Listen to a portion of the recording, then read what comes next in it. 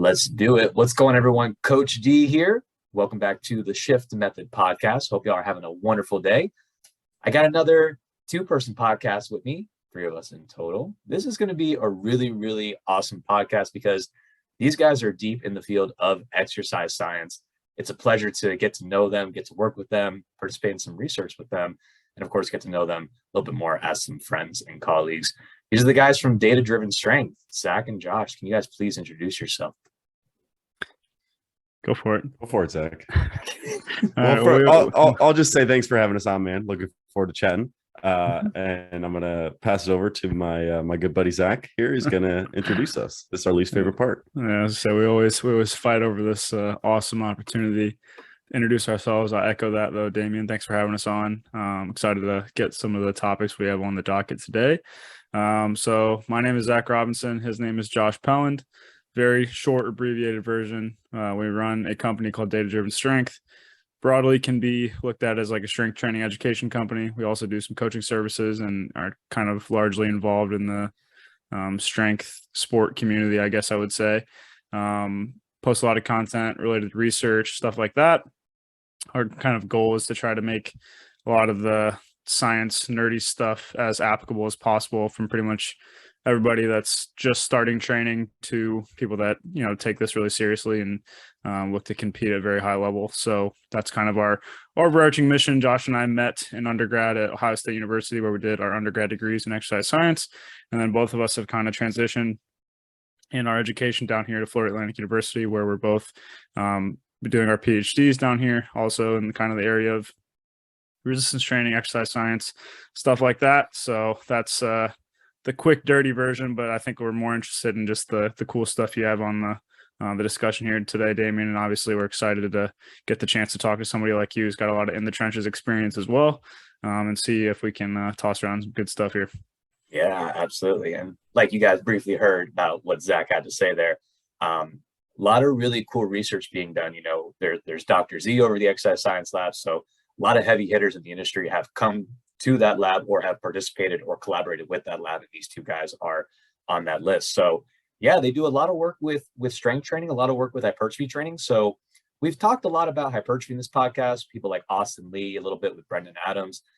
We've briefly talked a little bit about strength training way back in the beginning with Elias, one of my first podcast hosts, but not as deep of a dive on the research side. So we're going to do all the ins and outs talking about strength and powerlifting with these two guys right here, since they have experience not only participating in, but also coaching and doing some really awesome research with it. So we're going to get like the latest scoop on everything, y'all. So kind of how I like to start things, always think it's a good place to make sure we got our definition straight, right? Make sure we're all talking from the same perspective. So however y'all want to answer this, whether y'all want to go back and forth, one after the other, however y'all want to do it, can y'all just kind of define strength from like a scientific perspective, from a lifting perspective, and also like let people know, for those who may not know exactly, what exactly is powerlifting? Yeah, I'll kick this one off and then see if Zach has anything to clean up.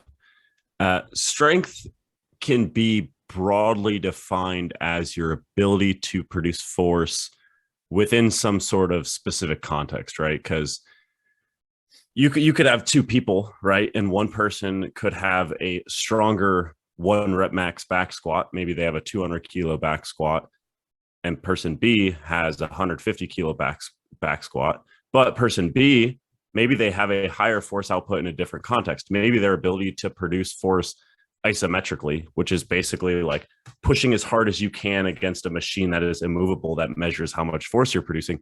Maybe they have greater quad isometric force output, even though their back squat 1 rep max isn't quite as high. So it has to be specific to a given context with specific constraints. So that kind of leads to your question of what is powerlifting. Powerlifting is the ability to produce force within the constraints of the rules of the squat, bench, and deadlift, right? And you have to kind of define those constraints. So an example of that is you have to pause the barbell on your chest until it's motionless in the bench press, right? Someone might be really good at doing a touch and go bench press, but that's not strength within the context of powerlifting. So, there's a lot of, like, strength is a very broad category. We'll probably conflate it with just like 1 rep max strength, but it is much larger than that when you think of it kind of from that perspective. Yeah, I really don't have much to add. I think it's just super important to realize that, like Josh said, I think the variety of the context that can be defined is wider than people realize. Like, even looking at somebody's like 15 RM of something is still strength, and like 30 RM, that would still be Right. strength. It doesn't necessarily have to be a 1 RM, except in the context of powerlifting, obviously, but just in general, defining strength is something that can take a lot of identities depending on the direction you want to actually utilize that definition, if that makes sense. Yeah, absolutely. And I really like that definition, Josh, because usually when I teach it to my prep course students, I'll say, strength is just the ability to produce force. And then I usually say, like, it depends on what you're doing. But I like that. It has context and or constraints, right? And like that transition to powerlifting made perfect sense, because you're like, the sport itself or the lifts themselves are the constraints you have to go by for the conversation of strength that we're talking about. So I think that beautifully illustrates exactly what I wanted to know. Excellent. Excellent. Cool, man. So now, yeah, basically for the rest of this conversation, for most of it, I'll do my best to, refresh the audience, talking in the context of powerlifting now, right? So getting you guys into, putting your coaching hat on. The first thing I always like to think about, or at least what I think matters, I'm hopefully going to learn a lot of things today, is the way that you program for someone who's, fresh off the street, they're like just getting ready to get into powerlifting, versus someone who's advanced might look a little bit different. So is that true? And if so, like, how do you determine someone's like training age? Like if they're a beginner versus intermediate versus advanced, like how do you guys determine that? It's a good question. First of all, I would say it's definitely going to differ, probably in magnitude and less in principle. And I guess I'll try to define what that means. When you're training for a specific goal, in this case, I'm so sorry. Oh, you good, man. I apologize for that. So when you're training for a specific goal, generally you try to align the underlying, principles of resistance training towards that goal. And so there's a couple basic principles that are generally going to be applicable no matter what you're doing. It's just they're going to be slightly different depending on actually what you're trying to achieve. So, things like volume, you got load, or like the percentage of your 1 rep max strength you're training with, how close you're going to take a set to absolute failure where you can't do any more repetitions. All those kinds of variables are going to be important, regardless of what you're training for. It's just the way that those variables look might be slightly different depending on the goal you're trying to achieve. So what I meant by my answer, in that it's probably going to be different in magnitude, but not necessarily in principle, is that probably the most important variable out of those for strength, specifically in the context of powerlifting, 1 RM squat bench deadlift, is probably going to be load. So that percentage of your 1 RM. So very basically, if I go, the first day I'm working with somebody and I go and I test my best, 1 rep strength on squat, and I squat 100 kilos, you could determine the load by using a percentage of that 1 rep max. And that's basically a way to assign training loads for a workout. In general, it seems for powerlifting or 1 RM strength in general, training with heavier loads or greater percentages of that 1 RM tends to be something that seems to have the best kind of carryover to strength measured in that context. And that makes sense, thinking about the principle of specificity. If we want to improve our ability to do 1 RM like events, we probably want to train in a way that mimics that pretty closely. And so while that is true, for some advanced individual, I might have them consistently perform a bunch of lifts over 95% of their 1 RM. And that's really heavy, especially depending on the overall weight on the bar, things like that. Got to take fatigue into account. But if somebody's pretty new, I'm probably still going to have them lift quote unquote heavy loads, but I probably won't take it that far because just probably unnecessary. And the cost to benefit ratio there probably just doesn't make a ton of sense. So maybe we're doing 85% as that kind of heavy exposure, but it's just not nearly as extreme. And the same thing can be said about volume. People that are just starting probably don't need nearly as many sets per week or even sessions per week. And they probably don't need to train as close to failure. All these things probably are still going to all be, pushed in one direction that we think is probably going to optimize gains in strength, but it probably just doesn't need to be nearly as extreme. So principles are the same, magnitude is probably slightly different. And then to answer your question of what determines a beginner, I actually think this is a pretty challenging question. I probably would view it more so as like purely just like a chronological thing of like, how long have you been training? I think that's probably the most useful. Although, some people would define that as like the rate at which you're making progress. Like if you're able to make progress workout to workout in some way, I guess you could consider yourself a beginner still. But in general, I'd probably still favor the chronological definition, because I think that's going to have more things that come along with that would actually influence my management, rather than if somebody's just making very rapid progress. I don't necessarily think that's going to change the way that I do things, because I'm still going to have a bunch of flexible tools in place to account for that regardless. So I would generally favor the chronological, because that's probably going to come along with, very explicit directions and help along with, getting somebody familiar to that activity, how to train for it, how do I warm up to a really heavy set if that's something I've never done, regularly. Just all those kind of contextual things are something I'm going to be aware of. And then just in addition to that, like I said, the magnitude is just going to be pretty darn low if they're pretty new to resistance training and specifically powerlifting. But Josh, what I missed? Damien, I'm going to go through a handful of notes I have, and then hopefully I'll give you something to kind of pick on in it if we want to dive Cool. deeper into it. So yeah, I'd really echo that the principles are the same, whether you are more on the quote unquote beginner end of the spectrum or advanced end of the spectrum. Now, I think you can probably make an exception for someone in their first like 2 to 3 months of training, because at that point, like, you're just trying to get them to enjoy training and to learn what a back squat is. Do you even like this? Do you care about this? Like, what are your what's going to kind of make you show up to the gym long term? Yeah. But if we kind of take those first 2-3 months of an individual's training, put those to the side, and you just kind of think, okay, more on the beginner end of the spectrum or the advanced end of the spectrum, I think the principles really are largely the same. And I don't even know if like labeling someone a beginner, intermediate, or advanced is that helpful, or at least it can be helpful for discussions like this. Don't get me wrong, but I don't think like in practice, I'm really thinking like, oh, this guy's about to become an intermediate. We're going to have to shift his programming around. That's not really, how I would think about it. And that leads me just to like the question is, why is that the case? And the reason for that is that the differences between individuals in terms of like the programming and design that's going to make the most sense for them is greater than the differences between those categories of people. So in other words, I could have, let's say maybe on average, I have people that are earlier in their training careers do a little bit more general training or a little bit less specific training. Maybe some more of their volume is on like machine-based work and a little bit less is on the barbell back squat. Yeah, that might be true on average, but I might have some really, really advanced guy do that as well.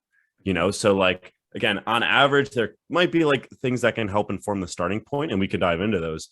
But the differences between individuals will always override that. And that's kind of like, Zach gave a very high level overview of our, kind of what we do within research and within our business. But I think that's what really drives us, is trying to figure out how to more quickly and more effectively find those individual differences. Because any personal trainer, and Damien, I see you shaking your head, any personal trainer, strength coach just notices how different two individuals can be, even if they're the same like archetype of person, right? They're a male of this age bracket and they've been training for X number of years with this goal, right? The program that's best for them is quite different. So I know that's a bit of a tangent, but I think that might just be like a slightly different way of saying what Zach was saying that might hit with some listeners. No, that made perfect sense. I like the way Zach said it, where he said it's basically a difference in magnitude in that initial phase, where it's like the principles are the same. Mm-hmm. We're trying to hopefully increase the load or proximity to failure over time. And we're making sure that the bar's getting heavier. We're training the lifts in a certain way. But overall, we're training, volume, intensity, et cetera, et cetera. Josh, you mentioned that those first couple months, those exploratory months for someone who's new, right? And it's like, well, I like that you definitely preface that. Like, let's make sure you actually like this, right? Someone says they want to do powerlifting and they try it for a couple weeks, maybe they hate it, right? But let's say like they're like super interested, like they're bought in after the first session, they're even more hooked and excited than they told you. Would you recommend someone, and let's pretend this person has like not lifted before, like they have no history in resistance training, but they're just immediately falling in love with the barbell sport, right? Would you say that like a quote unquote general strength training program would be beneficial? Or are you just showing them like, hey, we're doing squat, bench, and deadlift and some small accessories, which we'll talk about programming a little bit later. And we're just going to, use the same principles that we just talked about. Or is there some benefit to doing like some very more general strength training or like general fitness training of just getting used to lifting weights, period? I'm just going to interrupt here just because I've literally had this conversation with somebody the other day. I think the thing about powerlifting that for whatever reason is like often attached to it is like, it's like this very all or nothing thing. I generally don't view it that way. Like to me, it's like, if you're doing the squat, bench, deadlift, you're pretty much the way there. Some people are going to have the definition you need to compete to be a powerlifter. Sure. If you want to play those semantics, that's fine. But, yeah, I don't know. I guess I view this question as more as like, I think there are tons and tons and tons of ways to get a meaningful improvement in your strength, especially early on, by simply doing one challenging set per week on each lift, which I often will have people do that are just kind of getting into things, because fitting that into your schedule and not having a 3-hour war session SBD, 3 times a week that a lot of people for whatever reason think is necessary. Like, I just think, that is going to give you a much easier introduction into the sport and a positive experience. Do your first meet, get a meet on your, on your back, have a great experience, and then continually coming back for the positive aspects of it and not doing it, and thinking you have to do all these certain things to like meet within the criteria of doing powerlifting in quotes. That's just something I always like to keep in mind. I don't even know if that addresses the question, but yeah, I think I generally start people more often in a general strength direction, but I often do that just because I try to get people to realize it doesn't need to be like, you don't need to say I'm powerlifting now and then the next day your program looks completely different. Really, in general, taking small steps towards that, I think is probably going to be more beneficial anyway, especially early on. But Josh, I don't know if you agree. Yeah, just to directly answer your question, Damien, I don't think it really matters, if I'm being honest. like as long as it's programmed reasonably, I think they can jump into something relatively specific. Again, that's a big caveat that it's programmed appropriately, right? Yeah. Like any week to week or month to month changes and workloads are reasonable. So it might be one set per week, twice a week on each lift, something like that. Or excuse me, one set per session, twice a week on each lift. But yeah, I'll just kind of use my cop out of like individual differences, because I could see the argument of someone that has been sedentary for 10 or 15 years and they want to power lift. Their bottleneck for training could just be general work capacity. And arguably coming in and doing a squat, bench, deadlift probably isn't the best training session to improve work capacity. So maybe for those individuals, it does make sense to do more like general fitness training, like you're saying. Someone else might come in and be like a quote unquote total novice, but they've still been active, right? Even if it's not a sport or any like quote unquote exercise, maybe they're just active. Maybe they have an active job, or they work construction or something like that. They might be able to jump into something a little bit more specific, and that, work capacity isn't necessarily their bottleneck. So yeah, I don't think it matters a ton, because really anything will work. And I think with each lifter, if you want to maximize progress in the short to medium term, got to kind of find that bottleneck for them. Some people it will be work capacity. Some people it's just going to be proficiency doing the lifts. Some people it's going to be gaining some weight, putting some muscle mass on, that kind of thing. Absolutely. And you made a good point where, especially with these 3 lifts, because they're so technical, like obviously, like, all exercise is a skill at some point, even if some of them are low level skill, like a seated chest press is still a skill. But these ones, for some people, it might take them, weeks to months to finally get down like a solid pattern of movement that makes sense to them. And of course, meets the criteria of the sport. Other people, they might just pick it up in a couple weeks and it's like, wow, like if you told me you never squatted before, I wouldn't believe you, because like your form is great and you're progressing wonderfully, and we can maybe go a little bit further based on your individual response to it. Dude, that's such a good point, because you'll see some people where you like teach them how to do a low bar squat or even a high bar squat. They just sink right into it, and it's just like you were born to squat. I am not lying to you when I say I spent the first 5 years of any serious lifting that I've done trying to learn how to squat, just because I'm just not built to squat. I literally like just doing all this woo-woo stuff of like mobility stuff and trying to get to depth. And it took me a really long time to kind of actually understand what's driving my ability to kind of get to that range of motion. I was right there with you, but I was right there with you. Yeah, I was in the trenches for years, man, until it finally like clicked like senior year of college, and I've been doing it for like 4 or 5 years. Exactly. It's like other people that's just the totally out. Like Zach, when you watch him squat, you're like, dude, like to squat. So yeah, the first training block for Zach, and then for me versus for me and you, Damien, who I think we have probably pretty similar like leverages, is going to be a lot different. Yeah, it's funny. Just a funny anecdote on that. I taught one of my good buddies from college how to squat, and I'm pretty sure he came in jeans on the first day and just absolutely just dropped into a perfect low bar squat after like 5 or 10 minutes. It just looked excellent. But yeah, no, it's funny. It's I would say my anecdote for me personally is the squat has felt pretty natural. Bench press definitely not so much, but like looking at my training history, I also did really well with starting strength, probably because of that, which is essentially only squatting. And I think that's kind of the reason you get those polarizing anecdotes, like Josh said, depending on the fluidity and how natural the mechanics of a certain movement come to somebody can kind of determine how effective specializing in that early on can probably be. I don't think that's necessarily a good or bad thing. It's just something that results in some of that variation. But yeah, it's pretty wide in my experience. Some people can ass to grass with jeans on, and some people like Josh, I don't know.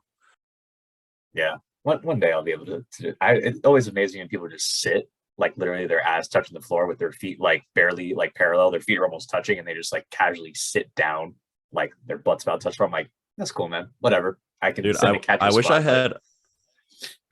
I had like home video of like whether I was able to like squat ass to grass as like a baby, because like all babies like will do that. I just want to know if I was able to do that when I was a baby. I'm skeptical.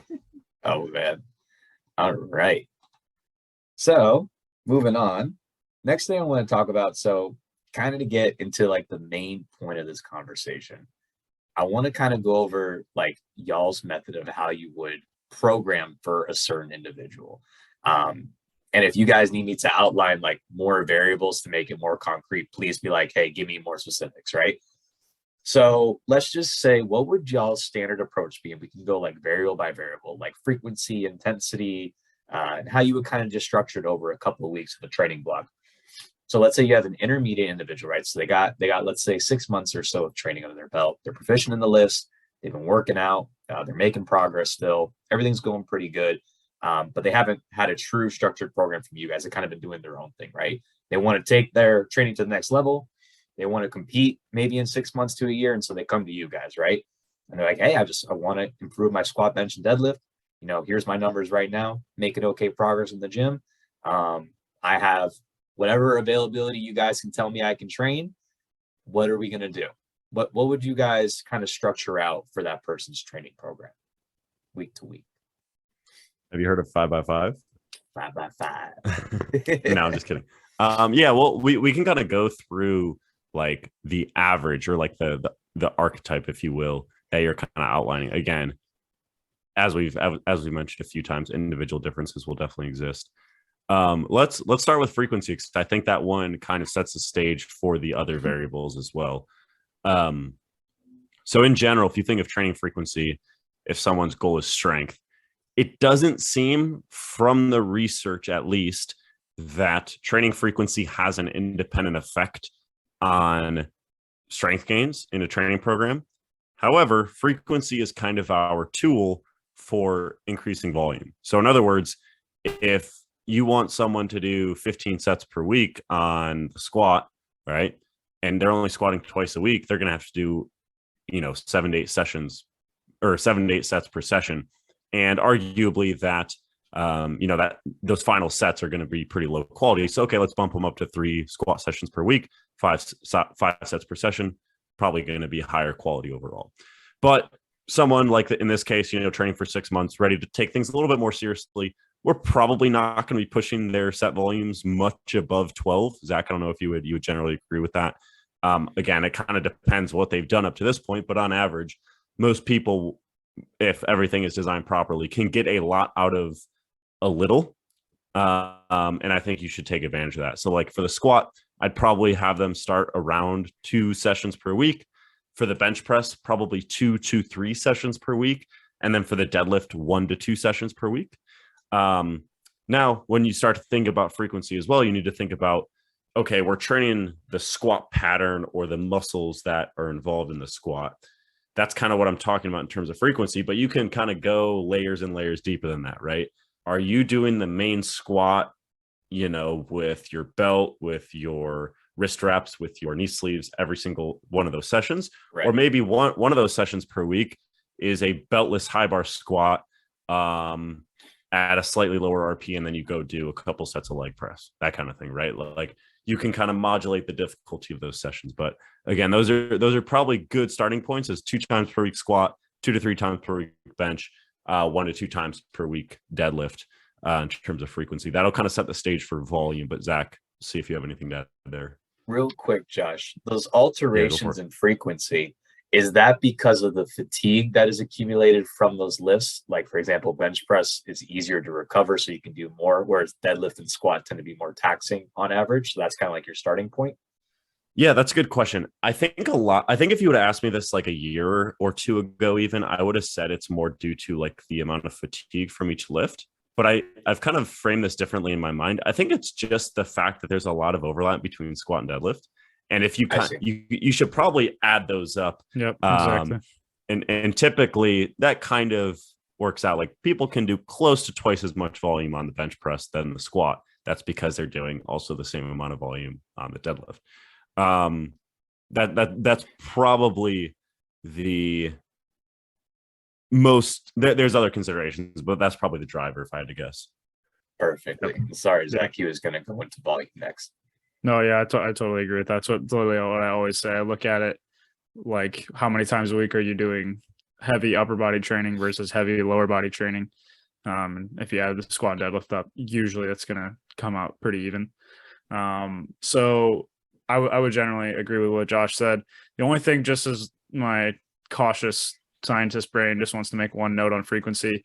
Only thing is, we don't really know how frequency seems to work with like pretty high training volumes. I'm pretty sure the research has not went over 12 sets, which again, like Josh said, for this conversation, we'd still stay below that in almost always. So it's not super relevant, but anecdotally, I think Josh and I both have experienced this. We still think frequency is kind of maybe a little bit underrated in terms of its independent effect to kind of improve strength.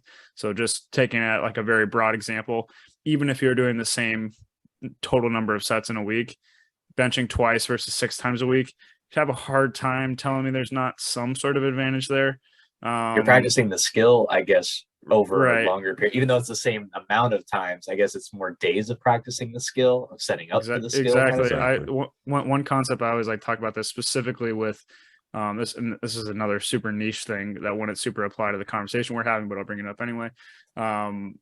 In these studies that they look at frequency, they don't use like what I'd call a specialized technique.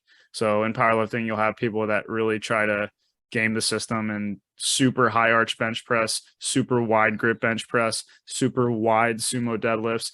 And some, just anecdotally, people tend to find that these kind of approaches have a little bit more of like a quick technique decay. So if I'm not practicing this very high arch bench press, that's a very specific way that I set my arch. I place my feet, my hands, I have my hands so wide that the reason my grip is where it's at is just because the judge can't see that I'm actually outside the rings. Like there's like just a bunch of considerations like this. Those techniques in particular likely if anything is going to benefit from higher frequency, it's probably that. So I'll get off frequency, but just the point being, if you're doing higher training volumes and you're intermediate to advanced, maybe there's a little bit more to it. But in the context we're talking about, completely agree with Josh. About 2 times a week on bench, 2 times a week on squat, 2 to 3 times a week on bench press, and 1 to 2 times a week on deadlift. I might have just said 2 to 3 on squat. Just 2 is what I meant.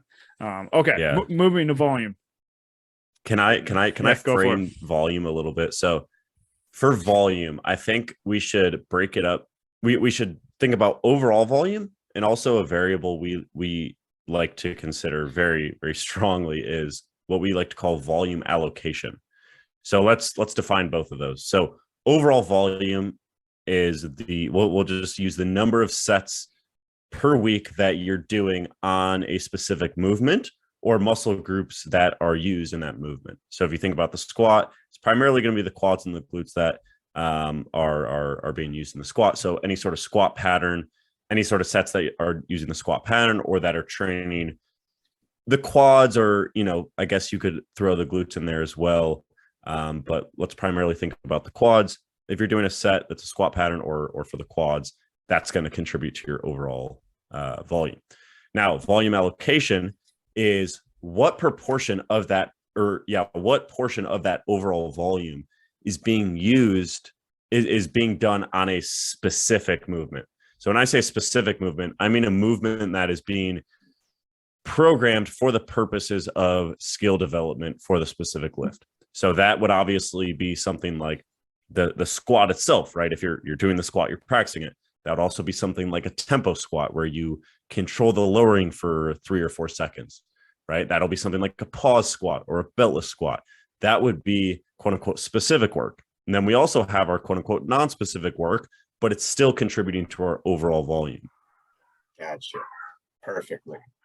So essentially you have 2 separate variables, both related to total training volume. So the first is a training volume that includes both that specific and non-specific work, or our overall volume. Then you have this variable volume allocation. How much of that is going towards your skill slots? How much of that is going towards your less specific work? In general, someone that hasn't been training very long, they're going to get a lot out of a little in terms of that specific work. So you could definitely have them do a good amount of squatting work, but by the time they do a few sets of barbell back squats or a close variation of it, they're going to get basically all of that skill benefit right off the bat. Now, arguably, you could also say that people that are more on the beginner side of the spectrum, they don't need as specialized kind of hypertrophy work because they're going to grow from anything, right? Typically, if we have a very advanced person, what we'll do is we'll make their volume allocation more polarized. So in other words, we're either doing like a really hard, heavy set on the competition squat or a close variation, or we're on the leg press or the belt squat on a movement that just absolutely hammers their quads, right? Gotcha. But for someone that's more on the beginner side of the spectrum, it doesn't matter a ton. I think you can make an argument either way in terms of that volume allocation variable, but I still wanted to just grab that because I think it's important conceptually for someone that's getting into training for powerlifting. In terms of overall volumes, I think we kind of mentioned some numbers. Again, these would just be starting points, but for squat, I'd probably say anywhere around 8 to 15 sets per week, probably closer to 8 in terms of overall volume. For bench press, probably a little bit higher than that, probably more like 12 to 15 sets per week. And then deadlift on the lower end, probably closer to like 6 to 10. But Zach, I don't know if you disagree. No, I would largely agree with that. The only thing I was going to add with the volume allocation stuff is we can dive more into this if we want to, but this is a whole nother conversation within itself. But usually we determine that kind of based on something we call an individual strength limiter. So if I determine, which is generally determined by looking at a really hard lift. So if you were able to max out or take a set all the way to failure, we could kind of see, the way that you perform the lift or where you fail can kind of indicate to us what your strength limiter might be. But the reason I was going to bring that up was because for people that are a little bit newer, even in this kind of intermediate scenario that you're painting, I would say that movement competency would probably be more of a limiter than something that's like very specific in terms of like their muscular demands. Generally, so that would lead me to probably being a slightly more unpolarized with their volume allocation, like Josh said, a little bit more of a just standard approach. And I would say logistically, that's always kind of my tie beater in the back of my mind. For most people, it's a little bit easier just to do one exercise and kind of do all their work on that and not have to go to a different machine, set up, potentially warm up, depending on what it is, all that kind of stuff. So I think that's another thing to keep in mind. So yeah, I would generally agree with that. I think it's good to get some just general other movements around, because then you can kind of find, again, coming back to the individual differences. I really like this leg press at my gym. I absolutely hate this leg extension. It hurts my knees, like those kind of things. Like they can find the different equipment, get more exposure to different things that you'll be able to utilize more fully for a targeted purpose later down the line. So I do want to keep a little bit of that movement, variety in there for other reasons, but I think you probably can get away from being a little bit more specific and bare bones in comparison to a more advanced person. And then the actual volume numbers, I would agree with that, what Josh said. I would probably personally stick on the slightly lower end, which is ironic. After every conversation Josh and I've ever had about volume, my anecdotes strongly align with doing higher volumes, and his are kind of the opposite. But one thing I would very, very much try to get someone to learn the skill of is what a quality set means. And so by biasing those numbers down a little bit, I think that can make sure that somebody is able to really focus on execution and effort of a set to make, before we start adding up set numbers, which is really easy. People get caught up in how much volume do you do, this and that, and like chase the number for the sake of it rather than the actual training effect. I think it can help to decrease that a little bit, not put as much on their plate, so they can really, really focus on that.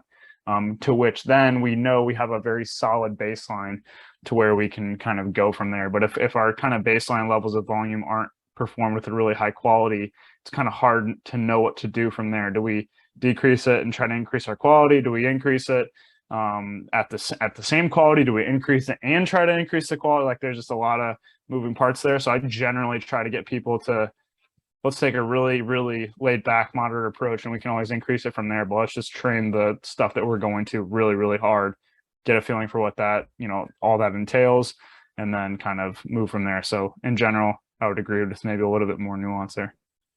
Yeah, I like that conversation around quality sets and quality reps, which we're going to talk about intensity here in just a moment. But on volume, so I like that you guys outlined a very general base recommendation for the squat, bench, and deadlift. I really like the piece of how the relationship between the squat and the deadlift kind of helps rationalize why you guys selected that. Do you guys take, for someone who's intermediate, do you start with a linear approach, like a linear periodization approach? And if it works, it works. Or do you guys tend to automatically go to undulating periodization, or what's kind of y'all's philosophy with how you structure that volume week to week for the lifts? Go for it, Josh. This is your jam. Is it my jam? I guess it can be my jam. So I think we should probably define what we're talking about. So a linear model, and Damien, correct me if you think I'm mischaracterizing this, or at least within the context of your question, would be seeing a decrease in reps in terms of reps per set across the training week. So in other words, week 1 might start with, higher reps, sets of 8, sets of 10. By the time you get to the end of the training block or the training cycle, it's week 10. You're doing, doubles, triples, that kind of thing. Is that what you mean, Damien? Yes. Yeah.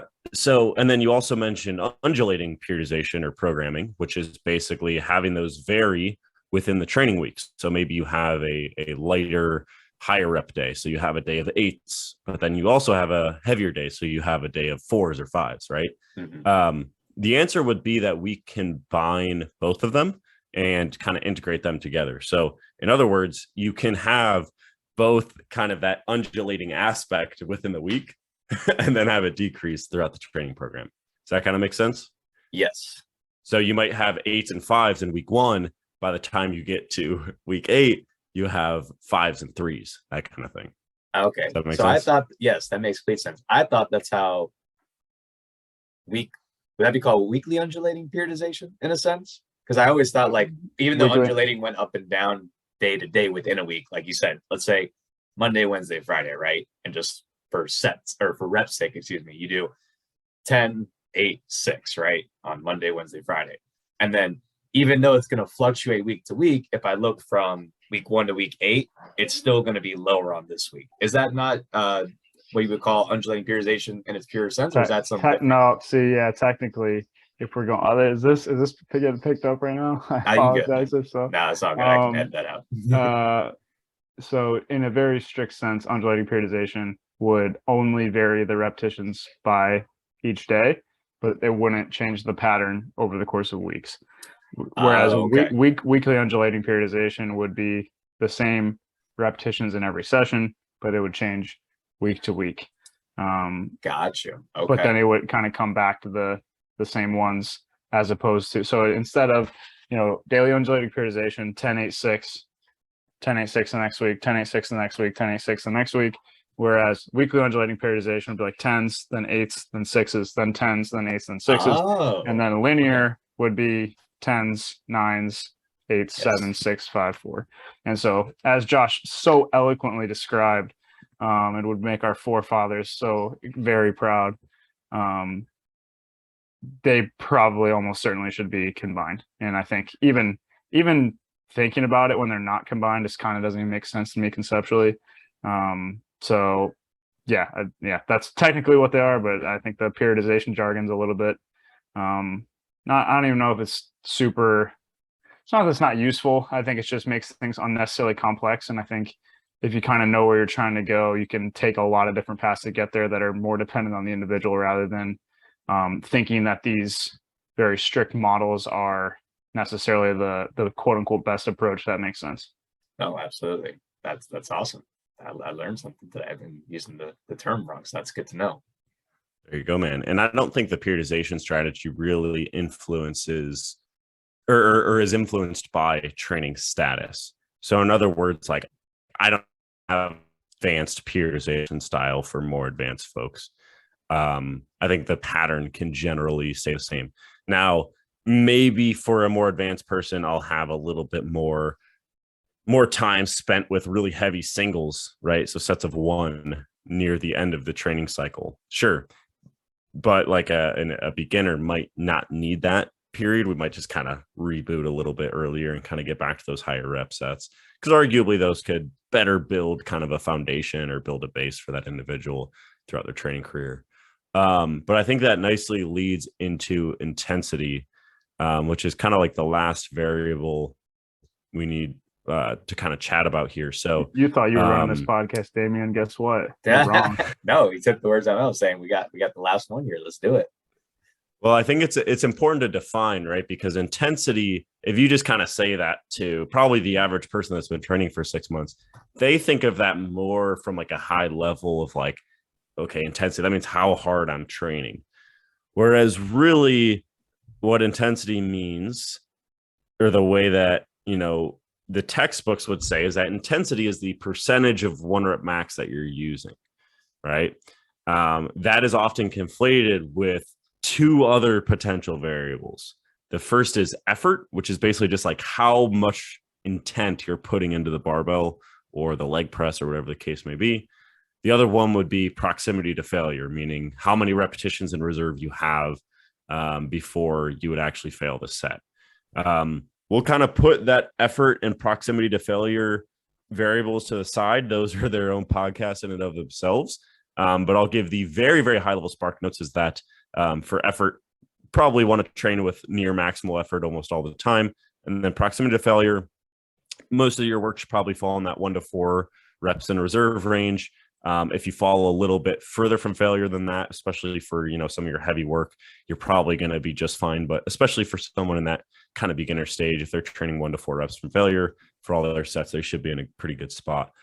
But in terms of that volume of intensity, which is percentage of 1 RM, I would also, similar to how we split up volume, I would split up intensity into, yes, overall intensity or average intensity that you're using, but I'd also really take a close look at peak intensity. So average intensity would be, okay, we're doing 70% for, or let's say 65% for eights on Monday, and then on Thursday we're doing 75% for fives.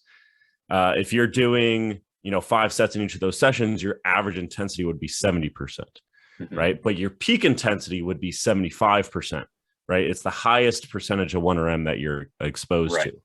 And what we like to do is we like to really individualize that peak intensity variable specifically, because if you're training for powerlifting, you're going to want to practice that skill of lifting heavy weights.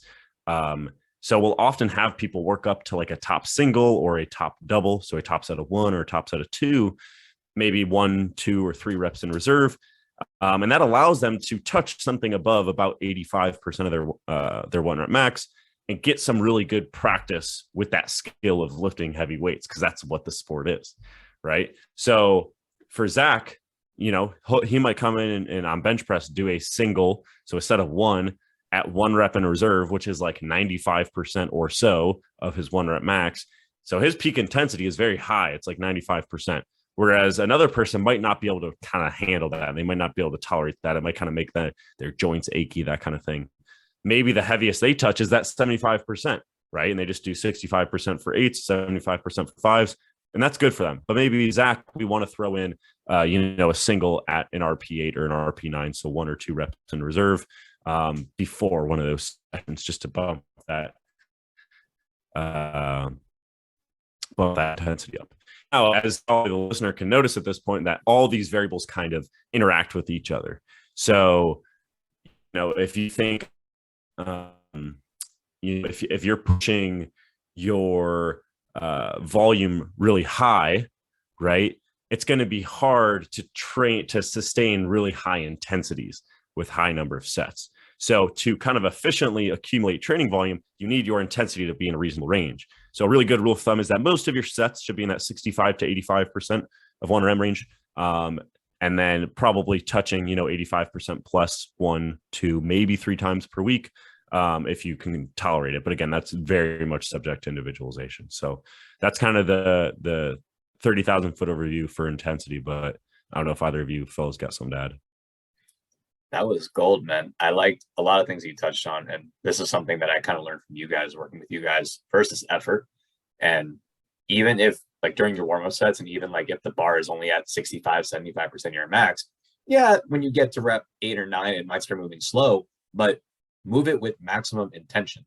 Like even if you're doing a 1 rep max, it's going to be slow, most likely, but move it with maximum intention as if you could move it fast, because it's going to be in your best effort long-term and in that particular lift in the moment to help you produce the most amount of force as possible and produce the adaptation that you want. That's a skill, man. That's a skill. So as Zach was saying, that's kind of an argument for lower volumes, right? Because that's a skill. A lot of people are like, oh yeah, I'll go in, I'll use high effort. But Damien, I've seen you do it, man. Like, yeah, it's very taxing. Like if you're doing 75% for 5s, you might have 4 or 5 reps in reserve. But if you're training with maximal effort on those are very effective. You'll feel it. Yes, absolutely. And then I liked as well, this is something that I've done with clients before that I think is really useful is, well, okay, what if I wait till week 8 where I do like maybe more singles, doubles, or triples, and I've not wasted, but I had all this other time to practice heavy single, doubles, or triples, at least a small amount where the dosage isn't so high that it fatigues them and it doesn't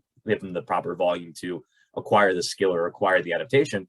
But I can take that time to work up maybe once or twice a week on a particular lift. Hey, work up to a single at 8, a double at 9, whatever it may be. So they have exposure to that lift, not too much fatigue, and then do back off sets at a lighter percentage that is still relatively heavy for them. And that way they're getting the best of both worlds, which is an awesome, awesome strategy. Right on, man. Yes, sir. And then just in case people might be a little bit confused. So when you guys say percentage of 1 rep max, you guys aren't actually using a 1 rep max that they set back in the day. Are you guys using an adjusted 1 rep max for the day based on that heavy single and then calculating it out for the day and then using that as a way of gauging what weights they're going to use? Yeah, so there's multiple ways to kind of prescribe that, but I'd say the most common one we'll do is we'll have people do like kind of that top set, right, that I explained, maybe a top set of 1 rep, so a top single with 2 reps in reserve, so at RP8, And if you plug that into a fancy schmancy spreadsheet, it'll automatically calculate your estimated 1 rep max for the day, right? And if that estimated 1 rep max spits out 200 pounds, and your program says, 60% of 200 pounds, I don't do public math, but I think that's 120 pounds. That's what your load is on the day. And you can see how if you were feeling strong on the day, that estimated 1 RM is going to be higher. So your back off work will also be higher. So that's kind of a built-in way to regulate the training based on your strength for that day. Gotcha. Because especially someone that's been training for 6 months, their 1 rep max from whatever, 2-3 months ago, even 4 weeks ago, they've probably blown that out of the water, and they're probably not going to be training hard enough if they're using percentages from back then. Right. What I always tell my coaches that I work with, I'm like, hopefully in a training block with someone that's relatively new or maybe intermediate phase, hopefully towards the end of their program, they're using close to, if not using their old 1 rep max. That would be ideal, because if you only use a percentage from, what you used in the past, you're never going to exceed it in your training program until the day you max out, hopefully. Right. Exactly. And I've seen coaches where they'll say, like, on week 8, you're doing 110%, but it's guesswork at that point. It's very difficult to predict that kind of change. Exactly, man. It all comes down to individual differences, because some people might be able to use 110%. For some people, that's going to be totally inappropriate, right? Yeah. Like, just to throw out like some cool stats that are, I think kind of mind blowing when people first hear them, is we literally have studies where people will do the exact same training program and they'll have hundreds of people do it, right? And they'll look at differences in, I think it was leg press strength in this specific study I'm thinking about. And some people will actually see a slight decrease in leg press strength, and they're all untrained, right? They've never trained before. Mm-hmm. So very small amount of people see a slight decrease in leg press strength. And some people see as much as 200% increase in leg press strength, right? Most people obviously fall somewhere in the middle, of course, but it just goes to show, if your training program says, yeah, by week 8, you're going to be using 110% for 3 triples. Like, that is literally just a shot in the dark, unless you've been working very closely with someone and that's a rate of progression that is totally, reasonable, et cetera. So exactly. that just goes to show why this whole individualization thing is so important beyond these kind of starting points. Yes, sir. And I know we could talk about a bunch of other things like velocity and effort, like you mentioned, Josh, but respect to your guys' time, just the last couple of minutes, is there anything else on those 3 kind of main talking points: frequency, intensity, and volume, just to put a bow on this? Or you guys feel like you hit the nail on the head? I feel like that's pretty good. I feel like we covered most things. There's obviously, like, as you guys can tell, we like to throw a lot of caveats into everything we say. So there's definitely a lot more to be said. Each variable could be an hour or 2 long podcast in of themselves, but hopefully that's a good starting point. And I think I would just tell the listener, especially if you're in the situation of like, yeah, I'm getting into powerlifting, I've been training for whatever, less than a couple of years. Like we said before, mostly anything is going to work. So even if you don't fully, you're missing a little bit of the context, don't feel like things have to be perfect before you get after it and start to tinker around. Just be observant with your training, use these as starting points, and, maybe eventually work with a coach. Maybe you eventually hire Coach Damien down the road. And if you tell Coach Damien that, okay, over the last 6 months, I tried this amount of volume, I tried this approach to peak intensity, and it made me feel like this, it made me not feel like this. Coach Damien is going to feel a lot better in terms of, the first training program he gives you. So, you're never going to know everything in terms of these variables anyway. So just start being observant, start getting after it, be smart, and good things will happen. Absolutely. My only thing to add is, especially in the context of the individuals who are talking about today, less is more. So we have a pretty interesting series of studies by one of our buddies in the UK. His name's Pack. So he took pretty well-trained people, and they basically just did a couple heavy singles per week. And I would assume those individuals in those studies are probably a little bit more advanced than the ones we're talking about in this discussion. And they were still able to make pretty solid progress just doing, 1 to 3 heavy sets per week. In one study that was, heavy singles that were pretty challenging, but they also had a condition where they just did one pretty high rep set close to failure. and they still made pretty solid progress. So I guess my thing is just, if you're interested in it, don't overcomplicate it. It really doesn't have to be this completely overhaul thing where you got to go into your first training session with the singlet on and a bunch of stuff. And like, yeah, it just doesn't have to be something where you completely overhaul what you're doing. Go in, do the lifts, maybe do a little bit heavier sets than normal, just slowly work your way up with even just one heavy set a week, and that can make a huge difference. And just just do what you want to do and try to enjoy the process more so than thinking this bunch of boxes that you have to check that are absolutely mandatory. I love that message, guys, because the biggest thing, and this goes for programming in general, but I think because you can get like so into the weeds of the science, like you guys said, with powerlifting or strength training. I always notice, and I did this myself as a young coach, but my new coaches that I work with is I'll give them the principles and I'll give them a mock client like we just kind of had here, and they freeze. They have that paralysis. They're like, is it 8 reps or 10 reps? And I'm like, it doesn't matter. It doesn't, it really, like in the grand scheme of things for this person's first program, it does not matter. Pick one. Take the parameters, take the things we talked about regarding frequency, intensity, and volume within reason.